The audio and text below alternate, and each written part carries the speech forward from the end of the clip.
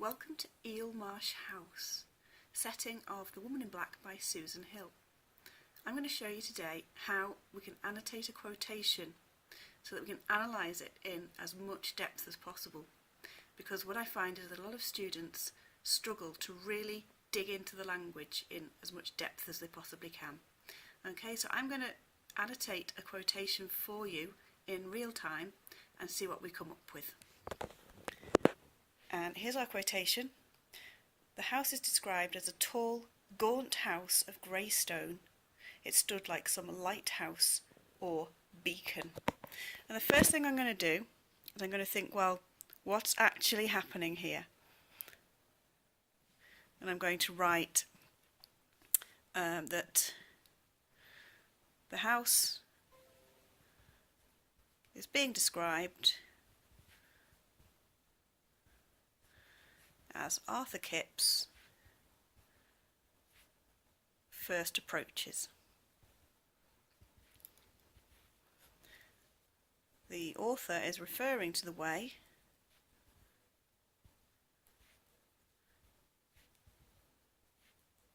it rises out of the marshes.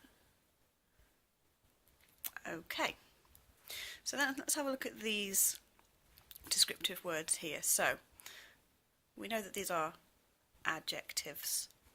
Tall makes it seem imposing, authoritative. Gaunt is kind of stretched, drawn, thin. This reminds me of earlier descriptions of the woman in black herself at Mrs. Drabblow's funeral, where Hill writes of her looking like she was ill and her skin is tightly stretched across her face. Okay, so we have some connotations of these words, but what strikes me is that they're most often used to describe people rather than a building. So although it's not as obvious as this simile that we're going to come on to, we could say that she's using personification here. So why does she want to make the house seem like it has human qualities? The house becomes like a character in the narrative. We'll come on to that again a little bit later. Okay, so now let's look at the simile here. Like some lighthouse or beacon. We know it's a simile because it uses the word like, and it is not actually a lighthouse or a beacon. So, what is a lighthouse? It's a warning of danger. Now, normally, light would be just associated with positive things. Goodness, clarity, hope. But then we have to remember that lighthouses are only there because of the danger near them. So they're warning sailors to stay away, or in this case, is it warning Arthur Kipps to stay away from this house? Similarly with a beacon, these were often fires lit on top of hills as warnings that maybe an army was attacking in the days before mobile phones and other easy forms of communication. So lit as a warning. We're talking about things like attack and war. Okay. So we've analysed these bits. Let's have a think now about why has the writer actually put this? Why did she not just say it was a big house rising out of the marshes? Why say a tall, gaunt house of grey stone? It stood like some lighthouse or beacon. Okay.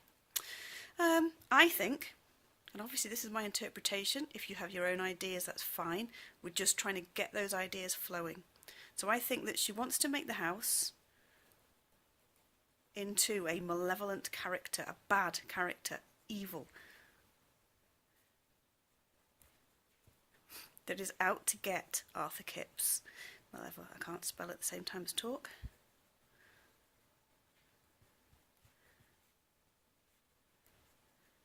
Okay, and I think she is deliberately creating this sense of warning.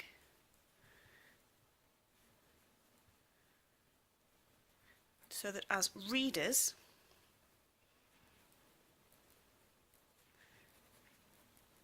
we will know that he should not go in there.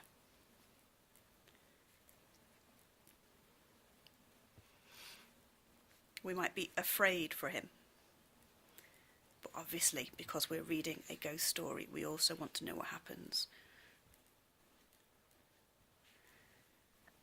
And all this build-up of the sense of danger just makes us want him to go on in even more, so that we can find out what that ghost is going to do to him. So, there we have it. My annotations of just a short quotation. Okay, that's how much you can get out of it. Other people have other ideas, obviously. It's all to do with our own interpretations. Now, I've written this up into a paragraph, and that's how much I got out of it.